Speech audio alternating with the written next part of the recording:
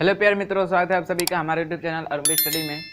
दोस्तों, आज की वीडियो में मॉडल पेपर 2020 का जो बचा हुआ 10 क्वेश्चन है उसका सोल्यूशन देखेंगे। ठीक है, तो इसमें आपको बढ़िया बढ़िया क्वेश्चन मिलेंगे इस वाले पार्ट में, तो वीडियो को अंत तक बने रहिएगा और हर एक क्वेश्चन का सोल्यूशन अच्छे तरीके से देखिएगा। ठीक है, तो चलिए स्टार्ट करते हैं वीडियो को और देखते हैं 21 नंबर क्वेश्चन। ठीक है, स्क्रीन पे दिख रहा होगा आप लोगों को। क्या कर रहा है इसमें कि एक व्यक्ति 1/4 ओम प्रतिरोध वाले 1/4 ओम वाले सेल को 1/4 ओम सेल वाला मतलब सेल का आंतरिक प्रतिरोध, ठीक है, प्रतिरोध वाले सेल को श्रेणी क्रम में जोड़ता है, परंतु एक सेल का टर्मिनल उल्टा जुड़ जाता है। ये बात याद रखिएगा, ये पॉइंट वाली बात है कि एक बैटरी का टर्मिनल उल्टा जुड़ जाता है। ये बात हमारी क्या है, पॉइंट वाली है। इसी से आप क्वेश्चन को सॉल्व कर लेंगे 1 सेकेंड में। ठीक है, करा था बाह्य प्रतिरोध 1 ओम का है। यदि सेल का विद्युत वाहक बल 1.5 वोल्ट है तो परिपथ यानी परिपथ में प्रवाहित विद्युत धारा का मान होगा। तो जनरली यदि आप उस बात को नोटिस नहीं करते हैं तो आप डायग्राम तो बनाना ही पड़ेगा भाई। बना लेते हैं। देखिए 4 सेल हैं 1/4 ओम प्रतिरोध वाले, आंतरिक प्रतिरोध वाले। ठीक है, चलिए भाई, ये हमारा सेल है, एक सेल हो गया। किस क्रम में जुड़ा हुआ है तो श्रेणी क्रम में जोड़ देते हैं भाई। किस क्रम में जोड़ देते हैं, श्रेणी क्रम में। तो ये हो गया, ये तीसरा हो गया और ये हमारा चौथा हो गया। ऐसे बना देंगे। इसमें एक बाह्य प्रतिरोध जोड़ देंगे। ठीक है, जिसका मान आपको बताया कितना है, 1 ओम है। ठीक है, कितना है, 1 ओम। और इन कर है ना, और विद्युत वाहक बल, यदि प्रत्येक सेल का विद्युत वाहक बल और इसका विद्युत वाहक बल कितना है, 1.5 वोल्ट। सबका है 1.5 वोल्ट, 1.5 वोल्ट। और आंतरिक प्रतिरोध कितना है, 1/4 है, 1/4 है। ठीक है, तो ये बनता। तो इसमें हम धारा I का मान निकालते। फार्मूला जो होता है आपका, उससे क्या होता है, I बराबर E बटा में क्या होता है, small r plus capital R। ये फार्मूला होता है। अब इससे आप निकाले होते। ठीक है, इससे निकालते और यहाँ पे n होता ना, क्योंकि जितने प्रतिरोध जितने आपका होता है यहाँ पे विद्युत वाहक बल, उसका मान यानी यह सोचिए टोटल है, ये ई टोटल है। ठीक है, यहाँ पे सबका निकाल के रखना है तो सबको जोड़ेंगे, इसका भी। तो यहाँ पे फार्मूला में n लगा देते हैं कि जितना होगा उतना, और यहाँ पे भी n लगा देते हैं, तो ये हमारा फार्मूला बन जाता है। ठीक है, या सिंगल ई लिखते हैं तो ई टोटल यानी सबका विद्युत वाहक बल निकाल के रखिएगा। तो इससे हम I की मान निकाल सकते थे। ठीक है, लेकिन आपको क्वेश्चन ने हिंट कर दिया है, करा कि इसमें एक सेल का जो टर्मिनल है उल्टा हो जाता है, अर्थात किसी भी एक सेल का, जैसे यही सेल है, इसका हम टर्मिनल चेंज कर दें, यानी इधर छोटा कर दे और इधर बड़ा कर दे। ठीक है, चेंज कर दे रहे हैं, टर्मिनल चेंज हो गया। ठीक है, अब आपको पता है धारा की दिशा किधर होती है, जिधर प्लस साइन होता है उधर ही धारा की दिशा होती है। ठीक है, और जो माइनस साइन होता है वहां पे धारा की दिशा क्या होती है, विपरीत होती है। तो ये होगा हमारा plus minus plus minus minus plus plus minus. ठीक है, अब देखिए इन से ये 2 सेलों में से तो धारा ऐसे निकलेगी, ये तो धारा ऐसे निकल के चली जाएगी। इसमें से धारा इधर निकलेगी, यानी धारा का दिशा इधर होगा, और इसमें धारा का दिशा किधर होगा, इधर होगा। अब धारा लड़ रही है ना, और ये फिर धारा ऐसे भी जाएगी, तो ये धारा इधर से आई रही है, फिर यहाँ पे क्या होगा, धारा का मतलब फाइट हो जाएगा। तो देखिएगा परिपथ में जहां पे भी धारा लड़ रही हो, ठीक है, जहां पे भी धारा लड़ रही हो तो वहां पे आपकी धारा नहीं जाती, यानी उतनी जगह उतने एरिया में आपकी धारा नहीं बहती है। आप लोग जब एक देखे होंगे प्रतिरोधों का संयोजन में ऐसा चित्र था आपका, ऐसा बना था, तो इस बीच में भी था। ठीक है, तो यहां से जो धारा निकल रही थी तो हम इस वाले प्रतिरोध का मान को गणना नहीं कर रहे थे। क्यों, क्योंकि यहाँ से धारा जाएगी ऐसे बटेगी, तो फिर ये धारा इधर भी आएगी और यहाँ की भी धारा ऐसे जाएगी, तो ये धारा का यहाँ पे लड़ाई हो जाएगा। तो इसमें यानी जहाँ पे भी धारा आपकी टकराती है तो समझिए वहाँ पे आपका यानी उस परिपथ में आपका धारा नहीं बहती है। ठीक है, तो यहाँ तो सारे परिपथ में ही धारा लड़ रही है, इसका मतलब इस परिपथ में धारा नहीं बहेगी, इस परिपथ में धारा नहीं बहेगी। इसका आप लाइव एग्जाम्पल देख सकते हैं कि आपका रिमोट है, जो भी टीवी देखते हैं तो जो रिमोट है उसमें 2 सेल का यूज होता है, 2 सेल का यूज होता है, ठीक है। तो उसमें देखो होंगे तो उस रिमोट में मान लीजिए रिमोट है हमारा, ठीक है, तो पीछे आपका ऐसे सेल वाला बॉक्स होता है, इसमें ऐसे 2 खाने बने होते हैं।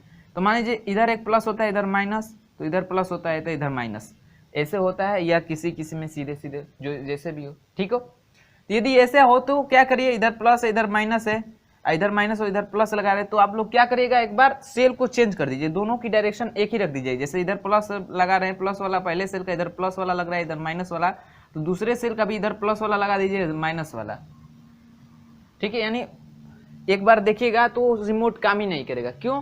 क्योंकि अब वहां पे धारा लड़ने लगेगी, क्या होगी, धारा लड़ने लगेगी, और धारा लड़ेगी तो आप क्या होगा, काम नहीं कर, विद्युत धारा प्रवाहित नहीं, अब विद्युत धारा प्रवाहित नहीं तो रिमोट काम ही नहीं करेगा, ठीक है, रिमोट काम ही नहीं करेगा। बात समझ में आई होगी। तो इसमें ये मेन बात यही थी कि जो हमारा एक सेल है उसका टर्मिनल उल्टा हो जा रहा है, और उस टर्मिनल को उल्टा हो जाने से उस परिपथ में हमारी जो धारा होगी आई का मान, ठीक है, जो धारा होगी आई वो क्या होगी, 0 होगी, यानी इसमें धारा नहीं प्रवाहित होगा। समझ में आई है बात, समझ में आई है बात। नहीं तो नई धारा, यदि टर्मिनल उल्टा नहीं होता तो ये फार्मूला लगा के आप लोग धारा का मान निकाल सकते थे, ठीक है। चलिएगा, तो धारा का मान क्या होगा, 0, तो इसमें 0 दिया है ऑप्शन नंबर डी में, ऑप्शन नंबर डी में, यानी 21 का ऑप्शन नंबर डी करेक्ट हो जाएगा, 0 एम्पियर, 0 एम्पियर, ठीक है, 0 एम्पियर की क्या होगी, हमारी धारा प्रवाहित होगी उस परिपथ में। बस समझ में आई है। चलिएगा अगला देखते हैं 22 नंबर क्वेश्चन, 22 नंबर, इसको भी समझिएगा, फिर इसका मैं बताऊंगा कि ऐसे क्वेश्चन आए तो उसको डायरेक्ट कैसे कर सकते हैं कुछ ही सेकंड में, ठीक है। देखिए इसको पहले देख लेते हैं कि इसका सॉल्यूशन कैसे करेंगे, फिर उसको मैं बताऊंगा, ठीक है। क्वेश्चन पढ़ लिए होंगे सब लोग, स्क्रीन पे तो दिख ही गया होगा। कह रहा है कि यदि 1 ओम प्रतिरोध वाले एक तार को तनित कर इसकी लंबाई को दोगुना कर दिया जाता है तो इसका प्रतिरोध हो जाएगा, ठीक है।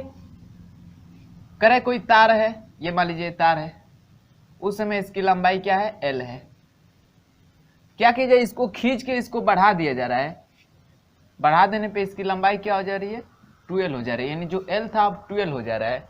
तो इसका जो मान लीजिए L था तो इसका प्रतिरोध कुछ होगा, अब इसका 12 हो गया तो इसका भी प्रतिरोध कुछ हो जाएगा। तो इसी का मान निकालना है हमें, R' का मान निकालना है, ठीक है। चलेगा, तो इसकी लंबाई को L1 मानते हैं और इसकी लंबाई को क्या मान लेते हैं, L2, ठीक है, L2 मान लेते हैं। चलिएगा, फार्मूला क्या होता है, R बराबर आप लोग फार्मूला पढ़ेंगे रो L अपान A।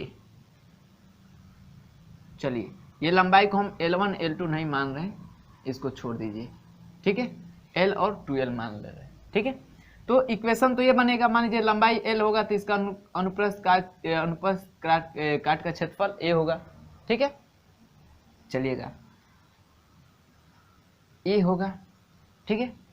चलिए या L1 A1 मान लेते हैं, उस तरह सही होगा, क्योंकि फिर यहाँ से अब A यहाँ पे भी लिखेंगे, A तो होगा नहीं, क्योंकि भाई इसको बड़ा है तो उसकी त्रिज्या में अंतर होगा तो वहाँ पे कुछ आएगा, एरिया का मान बदल जाएगा। चलिए एरिया को हम A' कर दे रहे हैं, क्या कर दे रहे हैं, A' कर दे रहे हैं, ठीक है। चलिए तो ये तो इक्वेशन फर्स्ट बनेगा, ठीक है, इक्वेशन फर्स्ट बनेगा। अब हम क्या कर रहे हैं, शर्तानुसार क्या कर रहे हैं, R' का मान निकालना है हमें, ठीक है। तो फार्मूला तो ही होगा रो L क्या हो जा रहा है, 2L हो जा रहा है, और A क्या हो जा रहा है, A' हो जा रहा है, A' हो जा रहा है, ठीक है। तो यदि हम A' का मान ज्ञात कर ले तो यहाँ पे A' का मान रख देंगे तो आसानी से हल हो जाएगा ना। चलिएगा, तो A' का मान कैसे निकालेंगे, एक बात याद रखिएगा, ये जो तार है, जो इसका आयतन होगा, इस तार का आयतन, तार कैसा होगा, बेलनाकार होगा, कैसा होगा, बेलनाकार होगा, ठीक है। बेलनाकार होगा तो इसका जो आयतन होगा, इसकी लंबाई खींच देने पर क्या आयतन पे कोई प्रभाव पड़ेगा, कोई आयतन पे प्रभाव पड़ेगा, नहीं पड़ेगा, ठीक है। यानी जो यहाँ पे इसका आयतन क्या मान लेते हैं हम, V1 मान लेते हैं, और यहाँ पे इसका आयतन V2, ठीक है। तो इसके आयतन पे कोई प्रभाव पड़ेगा नहीं, यानी V1 बराबर क्या हो जाएगा, V2 हो जाएगा, क्योंकि इसकी लंबाई को आप कितना भी बढ़ा दीजिए, खींच दीजिए, उसके आयतन में कोई प्रभाव पड़ने वाला नहीं है, ठीक है, चलेगा। तो यहाँ से जो इसका इस तार का आयतन होगा, इस तार का आयतन वो क्या होगा, बराबर होगा। ये बेलनाकार है तो बेलन का आयतन कैसे निकलता है, पाई आर स्क्वायर एच होता है, पाई आर स्क्वायर एच। तो इसका मान लीजिए पाई आर स्क्वायर, यहाँ पे बात याद एक ध्यान रखिएगा कि बेलन का आयतन जो निकालते हैं, तार तो बेलनाकार होगा, तो बेलन का आयतन क्या होता है, पाई आर स्क्वायर एच। तो ये पाई आर स्क्वायर क्या होता है, वृत्त का क्षेत्रफल, क्योंकि बेलन का जो देखेंगे ये बेलन ऐसे ही होता है ना, तो ये बेलन का जो निचला सिरा होता है वृत्ताकार होता है, तो इसका क्षेत्रफल क्या होता है, पाई आर स्क्वायर। और इसकी जो ऊंचाई है, ऊंचाई मतलब इस तार की लंबाई, ठीक है, एल बराबर एच। तो पाई आर स्क्वायर में इसकी ऊंचाई या लंबाई से गुणा कर दे, ठीक है, तो वहीं बेलन का क्या हो जाता है, आयतन हो जाता है, बेलन का क्या हो जाता है, आयतन, ठीक है। इतनी बात समझ में आई है, आयतन हो जाता है। तो यहाँ से हम V1 निकाले तो V1 क्या हो जाएगा, एरिया क्या है हमारा, इस तार का A है और लंबाई कितना है L, तो A इंटू एल निकाल देंगे तो V1 का मान निकल जाएगा, V1 का मान निकल जाएगा।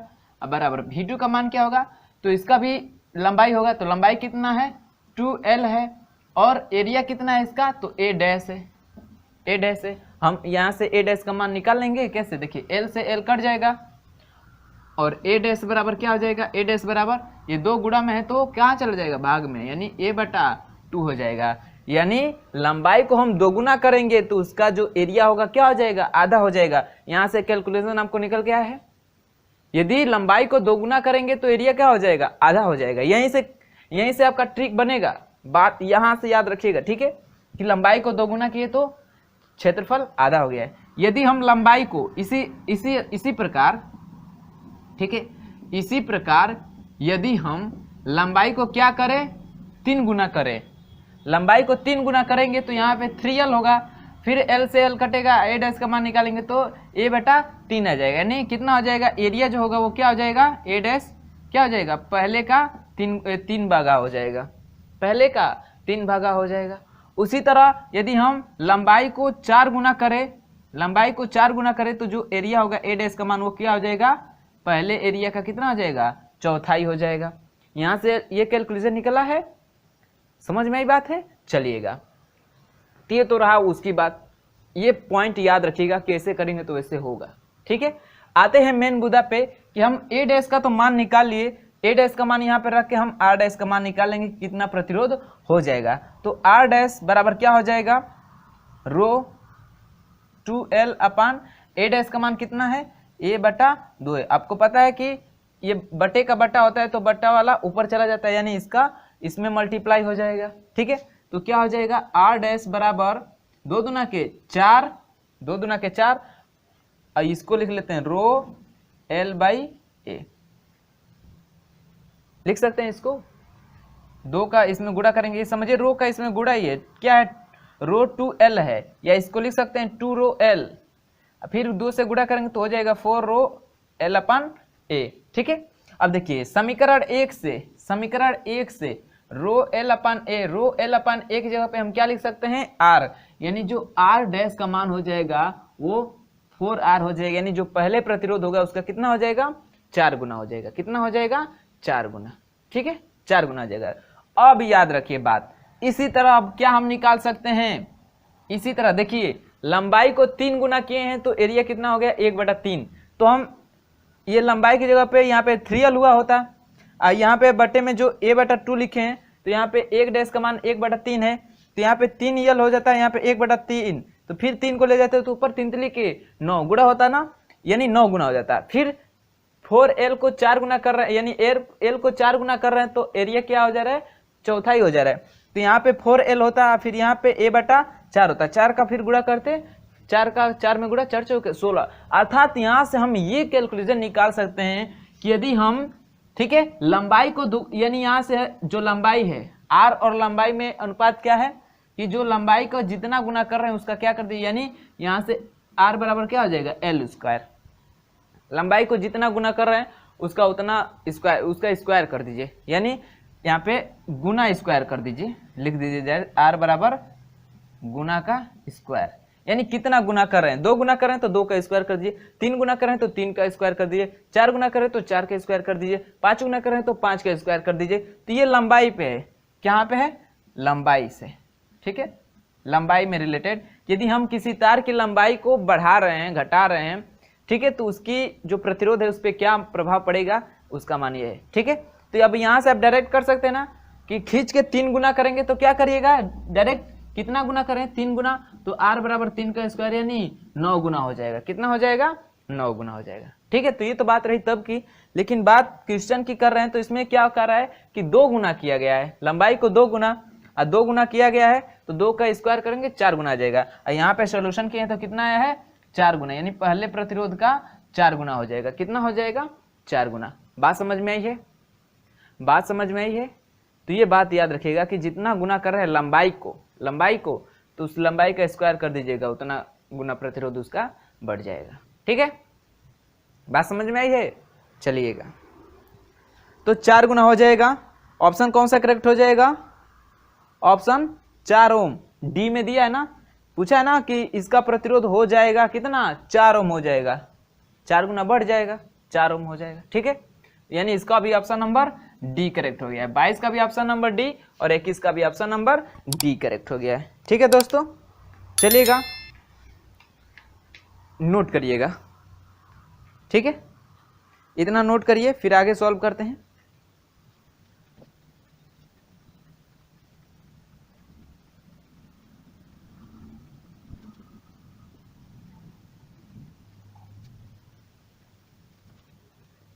चलिए अगला देखते हैं क्या कर रहा है।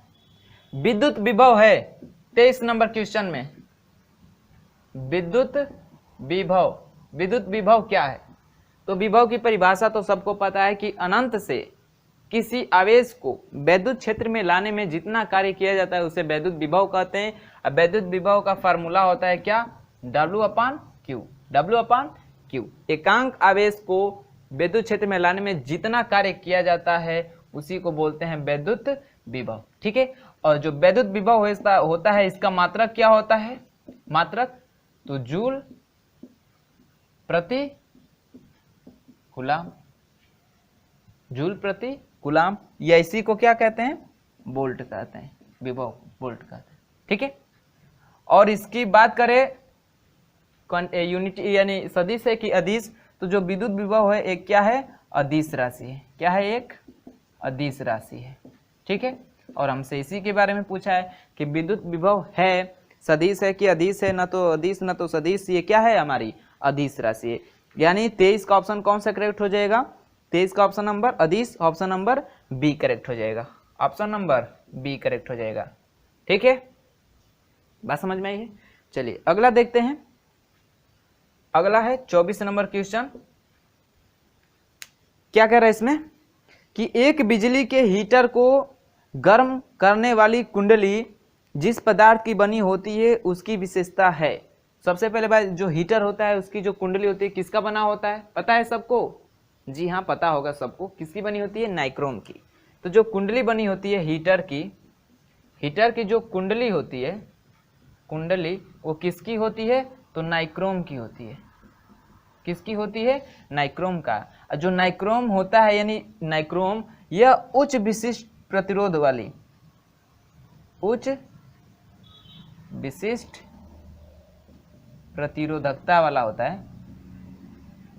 और जो इसका गलनांक भी होता है, गलनांक वो भी क्या होता है, उच्च होता है, बहुत ही उच्च होता है। क्यों भाई, क्योंकि उच्च नहीं रखेंगे तो जो हीटर होता है आपको पता है वो उष्मा प्रदान करता है, ज़्यादा एनर्जी प्रदान करता है, तो हीट जो होगा तो उष्मा के कारण यदि इसका गलनांक उच्च नहीं होगा तो क्या हो जाएगा, पिघल के टूट जाएगा कम ही ताप पे, ठीक है। इसलिए जो उसका गलनांक होता है बहुत ही ज़्यादा उच्च होता है और इसकी विशिष्ट प्रतिरोधकता भी जो होती है वो क्या होती है, उच्च होती है, जिसके कारण जब हम इसको लगाते हैं परिपथ में तो ये धारा के कारण, ठीक है, धारा जाएगी प्रतिरोध के कारण, फिर ये क्या करेगा, उष्मा यानी 800 से 1000 डिग्री सेल्सियस के उष्मा जब हो जाता है इसके अंदर तो वो एकदम लाल हो जाता है और उष्मा देने लगता है, ठीक है।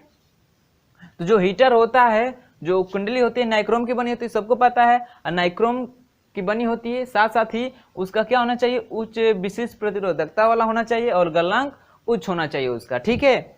तो आपसे यही कंडीशन पूछा है, कह रहा है कि निम्न विशिष्ट प्रतिरोधकता और उच्च गलनांक वाला होना चाहिए। उच्च गलनांक तो कहा है, लेकिन प्रतिरोधकता के बारे में क्या कहा है, विशिष्ट प्रतिरोधकता में निम्न करा है, निम्न नहीं उच्च होना चाहिए। तो उच्च किस में दिया है, उच्च गलनांक। तो सबसे पहले उच्च गलनांक को ढूंढ लीजिए कौन कौन से ऑप्शन में दिया है। ऑप्शन ए और सी में दिया है, यहीं से आपका ऑप्शन आधा सॉल्व हो गया कि भाई ये दोनों में से कोई एक सही होगा, दो तो आउट हो गए। अब इसमें से चूज कर लीजिए क्या, उच्च विशिष्ट प्रतिरोधकता किस में दिया है, तो ऑप्शन सी में दिया है, अर्थात 24 का ऑप्शन नंबर सी करेक्ट हो जाएगा। 24 का ऑप्शन नंबर सी। एक बात और याद रखिएगा कि क्वेश्चन को 50-50 भी करना, आप लोग थोड़ा यहाँ से करते जाइएगा, ठीक है, थोड़ी अनुमान लगा के ऐसे ही कि ये ऑप्शन तो नहीं हो सकता, ये हो सकता है, जैसे आए, ये नहीं कि सारे को कर देंगे, नहीं, ऐसे क्वेश्चन आ जाएंगे तो आप उसको 50-50 कर सकते हैं, ठीक है। चलिएगा अगला देखते हैं 25 नंबर क्वेश्चन। ऐसा सॉल्व भी कराया गया है बिहार यूपी पॉलिटेक्निक में भी, ठीक है। क्या कह रहा है कि एक गैल्वेनोमीटर को एक वोल्ट मीटर बनाने के लिए निम्नलिखित में से किसकी आवश्यकता होगी। ऑप्शन कह रहा है कि समांतर क्रम में एक निम्न प्रतिरोध जोड़ते हैं, श्रेणी क्रम में एक उच्च प्रतिरोध जोड़ते हैं, श्रेणी क्रम में एक निम्न प्रतिरोध जोड़ते हैं, या समांतर क्रम में एक उच्च प्रतिरोध। इसको भी आप 50-50 कर सकते हैं। कैसे कि आपको गैल्वेनोमीटर को, जो गैल्वेनोमीटर होता है जी, ऐसे परिपथ में ऐसे जी बना, इसको कन्वर्ट करना है किसमें, वोल्ट मीटर में। किसमें, वोल्ट मीटर में, ठीक है। मैंने बताया था एक ट्रिक, आप यदि जितने बच्चे मॉडल पेपर देख रहे हैं, यदि यूपी पॉलिटेक्निक भी हमारा यूट्यूब से ही देखें तो मैं उसमें बताया हूँ, ठीक है। ये नहीं कि जो नए बच्चे होंगे उनके लिए नहीं कर रहे हैं, कि वोल्ट मीटर किस क्रम में जोड़ा जाता है परिपथ में, किस क्रम में, समांतर क्रम में, ठीक है। तो मैंने बताया था समांतर क्रम में जोड़ा जाता है, तो समांतर का जस्ट अपोजिट क्या कर दीजिए, श्रेणी क्रम। श्रेणी क्रम, तो इस गैल्वेनोमीटर में श्रेणी क्रम में एक प्रतिरोध जोड़ देंगे ना, तो वो वोल्ट मीटर में बदल जाएगा। तो किस क्रम में, श्रेणी क्रम में। तो श्रेणी क्रम किस किस ऑप्शन में दिया है, यहाँ से हम चूज करके 50-50 कर लेते हैं, ठीक है। तो देखिए श्रेणी क्रम बी में दिया है, सी में दिया है, यानी यहाँ से हमारा बी और सी में से ही कोई सही होगा, वो ए और डी हट गया, 50-50 हो गया ना। अब बात करते हैं कि उस प्रतिरोध की विशेषता क्या होनी चाहिए, उच्च होना चाहिए कि निम्न होना चाहिए। तो जब वोल्ट मीटर में कन्वर्ट करना हो गैल्वेनोमीटर को, तो उच्च प्रतिरोध लगाते हैं। क्या लगाते हैं, उच्च प्रतिरोध। उच्च प्रतिरोध। यही गैल्वेनोमीटर को चेंज करना हो किसमें, अमीटर में। किसमें चेंज करना हो, अमीटर में, ठीक है। तो अमीटर को जनरली किस क्रम में जोड़ा जाता है, श्रेणी क्रम में। किस क्रम में जोड़ा जाता है, श्रेणी क्रम में। श्रेणी क्रम का ऑपोजिट क्या होता है, समांतर। क्या होता है, समांतर। यानी इस गैल्वेनोमीटर में समांतर क्रम में एक प्रतिरोध जोड़ देंगे तो वो मीटर की तरह बनने लगेगा समांतर क्रम में, लेकिन कैसा, निम्न प्रतिरोध। कैसा, तो निम्न प्रतिरोध। निम्न प्रतिरोध। तो यहां से आपको दो क्वेश्चन क्लियर हुए, ये यानी मान लीजिए ये ना देकर ये दे दे तो दोनों आपको यहां से क्लियर हो जाना चाहिए। तो हमसे पूछा है इसके बारे में कि गैल्वेनोमीटर को वोल्ट मीटर में कन्वर्ट करना है, तो इसके लिए क्या करना पड़ेगा। तो वोल्ट मीटर को सामान्यतः परिपथ में किस क्रम में जोड़ा जाता है, सामान्यतः एकदम फिक्स है कि इसको समांतर क्रम में जोड़ेंगे। लेकिन गैल्वेनोमीटर को वोल्ट मीटर में कन्वर्ट करना होगा, तो वोल्ट मीटर्स मैंने ये बताया था कि वोल्ट मीटर किस में जोड़ते हैं, समांतर क्रम में। समांतर का उल्टा क्या होगा, श्रेणी। यानी गैल्वेनोमीटर को श्रेणी क्रम में जोड़ दे, गैल्वेनोमीटर से श्रेणी क्रम में एक उच्च प्रतिरोध जोड़ दे तो वोल्ट मीटर बदल जाएगा।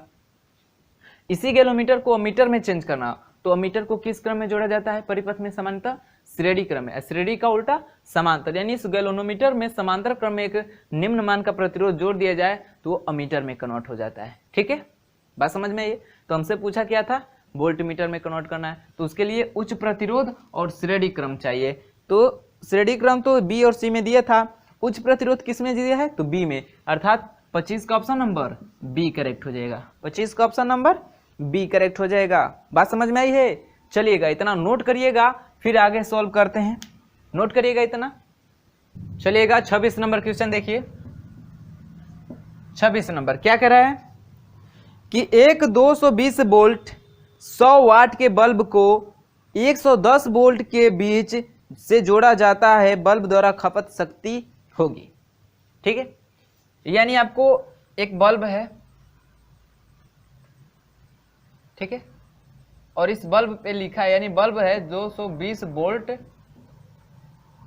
वोल्ट और कितने वाट का है, 100 वाट का है, हाँ 100 वाट का है, 100 वाट का।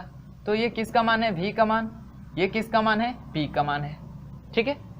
यानी 220 वोल्ट का है तो वो इतना शक्ति खपत करता है 100 वाट, ठीक है। कह रहा है इसको हम इस बल्ब को 220 वोल्ट में ना जोड़ के, ठीक है, इसको 220 वोल्ट में ना जोड़ के जोड़ रहे हैं इस बल्ब को हम किसमें जोड़ रहे हैं, ऐसे बनाते रहे, इसको जोड़ रहे हैं 110 वोल्ट में, ठीक है। तो 110 वोल्ट में जोड़ेंगे तो ये खपत यानी जो 100 वाट है यहाँ पे वो कितना वाट हो जाएगा, यहाँ पे कितना वाट हो जाएगा वही बताना है, ठीक है। तो भाई पहले इस वाले कंडीशन से हम, यानी ये वाला जो पार्ट दिया है इससे हम V का R का मान निकाल लेते हैं, क्योंकि ये V है ये P है, तो फार्मूला होता है P बराबर V²/R, ठीक है, R। या एक और फार्मूला होता है P बराबर V/I, ये भी फार्मूला होता है। तो हम इसी फार्मूले का यूज कर दे रहे हैं, ठीक है। तो यहाँ से हम पहले R का मान निकाले, तो यहाँ से R का मान निकालेंगे तो क्या हो जाएगा, P यहाँ पे आ जाएगा, यानी V²/P हो जाएगा। V का मान कितना दिया है, 220 वोल्ट, स्क्वायर है इसका मतलब 2 बार गुणा, बटे में P का मान 100, 10 से 10 कैंसिल हो जाएगा, यानी 22 का स्क्वायर। 22 का स्क्वायर कितना होता है, 22 का स्क्वायर कितना होता है, निकाल लेते हैं मोबाइल से, हमको लग रहा है 284 होता है, निकाल ही लेते हैं, ठीक है। 22 का स्क्वायर यानी 22 गुणे 22, 484, हम 284 करें 484, ठीक है, यानी इसका स्क्वायर हो जाता है 484, यानी इतना ओम का क्या होगा प्रतिरोध, ये बल्ब यानी इसके इतना ओम का प्रतिरोध इसमें होगा, ठीक है। हमें इसका मान निकालना है, फिर यही फार्मूला यूज कर देंगे, इसी फार्मूले का मान, ठीक है, इसी फार्मूले का यूज कर देंगे, P बराबर V²/R। अब तो R का मान निकल ही गया ना, अभी का मान पता ही है कि 110 वोल्ट है, तो क्या हो जाएगा 110 वोल्ट का स्क्वायर है तो 2 बार गुणा, अब बट्टे में R का मान कितना है 484, यहाँ से सॉरी इसको ऐसे रहने देते हैं, ठीक है। अब इसको भाग करिए, ये 110 है ना, 110 है, ठीक है। अब क्या करते हैं, इसी का गुणा करके इससे भाग कर देते हैं, ठीक है। चलिए भाई कर लेते हैं, आपका करना है 110 गुणे 110, इसका करेंगे तो देखिए भाई जनरली सबको तो पता होगा कि 11, क्योंकि गुणा तो होगा ना इसका, तो 11 का स्क्वायर कितना होता है 121, इसमें 2 जीरो चिपका देंगे, अब बटा में 484, ठीक है। अब चलिएगा, अब इतना में भाग कर लेते हैं, तो भाग कर देते हैं किससे 484 से, कितना आ जाएगा 121 भागे 484 कितना आ जाएगा 25 आ जाएगा, यानी इसका करेंगे तो आ जाएगा 25, खपत है ना P है ना तो वाट, यानी यहाँ पे क्या आ जाएगा आपका 25 वाट, कितना आ जाएगा 25 वाट, ठीक है। बात समझ में आई है, कितना हो जाएगा 25 वाट, ठीक है। चलिएगा, तो P का मान कितना आ गया 25 वाट, इस फार्मूले का भी यूज करके सॉल्व कर सकते थे, देख लेते हैं भाई। देखिए P का मान दिया है, V का मान, तो I का मान निकाल सकते थे, I बराबर क्या हो जाएगा, I बराबर P बटा में V हो जाएगा। P का मान कितना है 100 बटे में V का मान कितना है 220, ऐसे हो गया। तो चलिए ये हो गया, I का मान कितना हो गया 10 बटा में 22, 10 बटा में 22।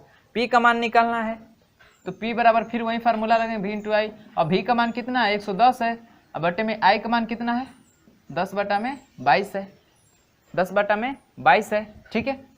ये कट रहा है किसी से, 2 से कट रहा है ना, 2 से कटा ले रहे हैं, 2 5 10 11, यहाँ से कटाए होते कितना हो गया होता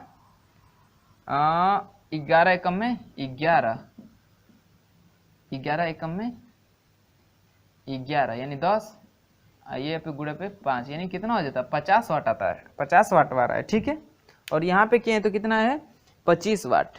ऑप्शन में क्या क्या दिया है आपका, कहाँ गया 25 वाट, 20 वाट, 10 वाट, 50 वाट, कौन सा ऑप्शन सही है आपका, ए सही है 25 वाट। यानी हम इसको देखिए तो यहाँ पे कहीं गलती तो नहीं किए हैं। P का मान आपका कितना है, V बटा में आएगा, P का मान है 10, ठीक है, 2 5 10, 11 दूना 22, 2 से कटा होता है 5 बटा 11, ठीक है। फिर इस फार्मूले से रखते तो P का मान कितना रखना है 110 वोल्ट गुणे I का मान 5 बटा में 11, 11 से कटा होता है 10 बार में, 10 में 50, यानी ये फार्मूला हमारा नहीं लगेगा, वहाँ पे ये फेल हो जाएगा, ठीक है।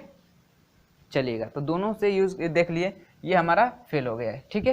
तो इसका यूज ना करेंगे, आप लोग इस वाले फार्मूले का यूज कर लेंगे, क्योंकि निकालना है आपका खपत, ठीक है। चलिएगा कौन सा करेक्ट हुआ है, 25 watt, option number A, 25 watt option number A correct हुआ है, ठीक है। चलिएगा अगला देखते हैं। अगला क्या है 27 नंबर क्वेश्चन कि 12 ओम प्रतिरोध के, ठीक है, 27 नंबर क्वेश्चन कर रहा है कि 12 ओम के 3 प्रतिरोधक एक समबाहु त्रिभुज बनाते हैं, किन्हीं 2 शीर्षों के बीच तुल्य प्रतिरोध होगा। समबाहु त्रिभुज मतलब जिनके तीनों भुजाएं क्या हो आपस में बराबर हैं, और तीनों भुजाओं में हमारा प्रतिरोध लग गया है 12-12 ओम का, तो लगा लेते हैं भाई।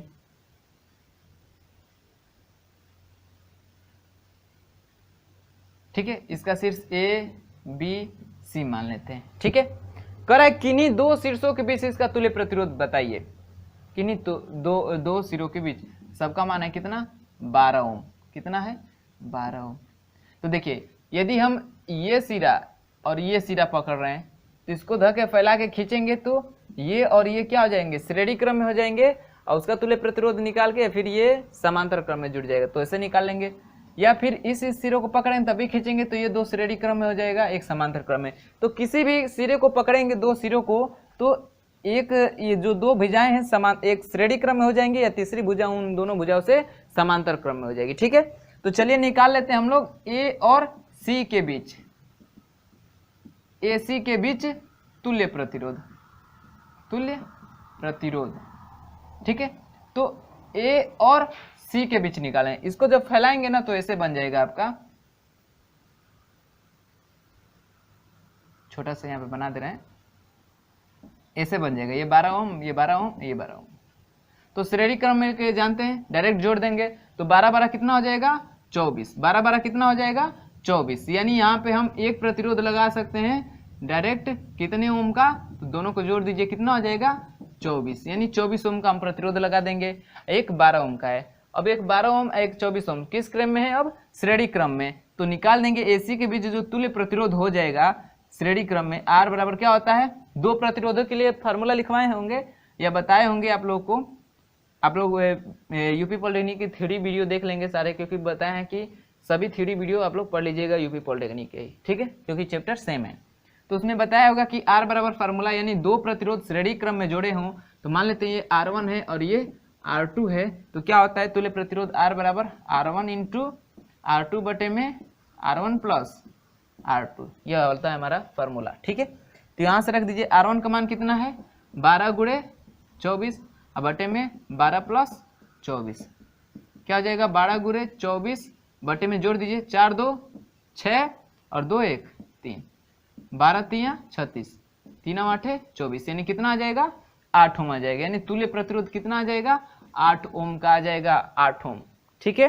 कितना हो जाएगा 8 ओम। ऑप्शन नंबर किस में दिया है 8 ओम, 27 के ऑप्शन नंबर डी में दिया है, यानी 27 का ऑप्शन नंबर डी करेक्ट हो जाएगा। नहीं तो ऐसे नहीं मालूम है तो फार्मूला तो पता ही होगा 1/r बराबर 1 बटा में R1 प्लस 1 बटा में R2, फिर एलसीएम लेके सॉल्व किया होते वहीं आया होता, ठीक है।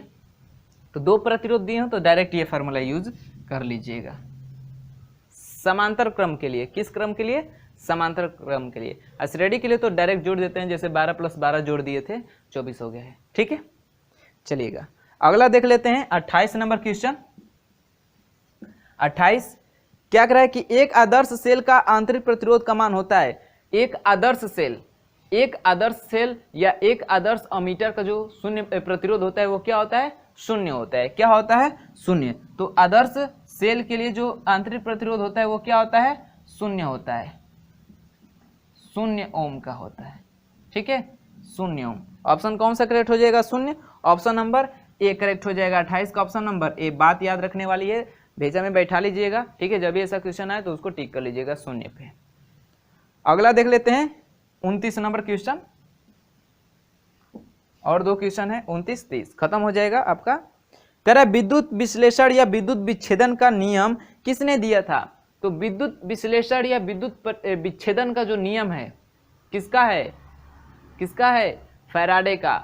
यानी फैराडे ने ही विद्युत विश्लेषण या विद्युत विच्छेदन का नियम बताए थे, ठीक है। फैराडे, फैराडे दिया ऑप्शन में, ऑप्शन नंबर सी में दिया है। 1833 में बताए थे, ठीक है। 1833 में बताए थे उन्होंने, 1833 में। तो इसका ऑप्शन नंबर सी करेक्ट हो जाएगा, फैराडे। यहाँ पे लिख दे रहे हैं फैराडे, ठीक है।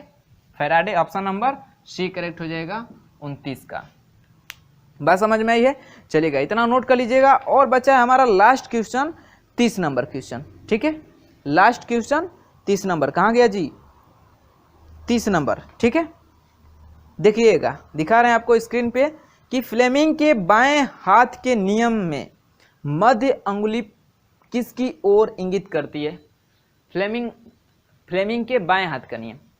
बाएं हाथ के नियम में क्या बताया था उन्होंने कि ये अंगूठा और अंगूठे के पास वाली 2 उंगली, एक पहली उंगली और दूसरी उंगली, यानी बीच वाली उंगली और पहली उंगली को इस तरह फैलाएं कि तीनों एक दूसरे के क्या हो? लंबवत हो, परपेंडिकुलर हो।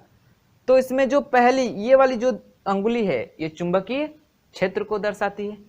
लिख दे यहाँ पे 30 नंबर क्वेश्चन में, यहाँ पे लिख दे रहे अंगूठा, यहाँ पे पहली अंगुली, पहली फिंगर ऐसे कर दे रहे हैं, और दूसरी फिंगर, ठीक है।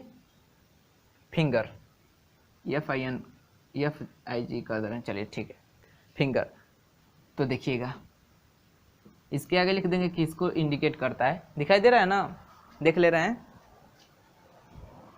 जी हाँ, दिखाई दे रहा है। चलिएगा, तो देखिए मैंने बताया था कि जब तीनों को ऐसे फैलाते हैं कि सब एक दूसरे के क्या हो? लंबवत हो, तो ये जो पहली अंगुली है इसको चुंबकीय क्षेत्र की दिशा में रखते हैं। जैसे चुंबकीय क्षेत्र जा रही होगी तो इसको चुंबकीय क्षेत्र की दिशा में रखते हैं। हम आपको पता हो जाना चाहिए कि चुंबकीय क्षेत्र ऐसे जा रही है। चुंबकीय क्षेत्र की दिशा यानी ये समझिए चुंबकीय क्षेत्र की दिशा को प्रदर्शित करती है, सीधा सीधी, कि पहली अंगुली चुंबकीय क्षेत्र की दिशा को, चुंबकीय क्षेत्र को, ठीक है, चुंबकीय क्षेत्र को प्रदर्शित करती हो, और ये जो बीच वाली अंगुली है ये धारा को प्रदर्शित कर रही हो। किसको? धारा को, अर्थात विद्युत धारा को, विद्युत धारा को। तो ये जो अंगूठा होगा ना उस पे लगने वाले लॉरेंज बल को प्रदर्शित करेगा, यानी ये बल को दिखाएगा। किसको दिखाएगा? बल को, ठीक है। तो अंगूठा बल को दिखाता है, पहली अंगुली चुंबकीय क्षेत्र को, दूसरी अंगुली ये अर्थात यही है हमारी बीच वाली अंगुली, बीच वाली या दूसरी अंगुली, ठीक है। तो हमसे पूछा क्या है कि फ्लेमिंग के बाएं हाथ के नियम में मध्य अंगुली मतलब मध्य मतलब बीच, मध्य मतलब बीच, यानी ये बीच वाली अंगुली किसको इंगित करें? किसकी ओर इंगित करती है? तो धारा की ओर। धारा इसमें दिया है, धारा की दिशा ऑप्शन नंबर बी में दिया है, अर्थात 30 का ऑप्शन नंबर कौन सा करेक्ट हो जाएगा जी? ऑप्शन नंबर बी करेक्ट हो जाएगा, ऑप्शन नंबर बी करेक्ट हो जाएगा, ठीक है। खत्म हो गया ना? 30 क्वेश्चन बताए थे कि 30 फिजिक्स के होंगे, 30 केमिस्ट्री के, 30 मैथ के, 30 सॉल्व हो गए फिजिक्स का, अर्थात जो मॉडल पेपर 2020 है ये क्या हो गया हमारा? कंप्लीट हो गया। क्या हो गया? कंप्लीट हो गया, ठीक है। इस वीडियो में क्या हो गया हमारा? कंप्लीट हो गया। अब अगली वीडियो में हम लोग 2019 मॉडल पेपर सॉल्व करेंगे, ठीक है दोस्तों। तो मैं आशा करता हूँ कि जितने भी वीडियो सॉल्व कराए गए हैं, जितने भी क्वेश्चन सॉल्व कराए गए हैं सबको समझ में आए होंगे, और वीडियो भी अच्छा लगा होगा तो वीडियो को लाइक कर लीजिएगा, और जो लोग चैनल पर नए होंगे वो चैनल को सब्सक्राइब कर लीजिएगा, और जितने लोग हैं यदि उनके कोई दोस्त हैं तो इस चैनल के लिंक को या इस चैनल वो क्या करेंगे कि अपने दोस्तों को इस चैनल के बारे में बता देंगे, यानी उनके पास अपनी 1-2 हमारे वीडियो शेयर कर देंगे तो वो भी जान जाएंगे, ठीक है। तो चलिएगा, मिलते हैं अगले वीडियो में मॉडल पेपर 2019 के साथ। तो अभी तक हमारे साथ बने रहने के लिए धन्यवाद। चलिए मिलते हैं अगले वीडियो में।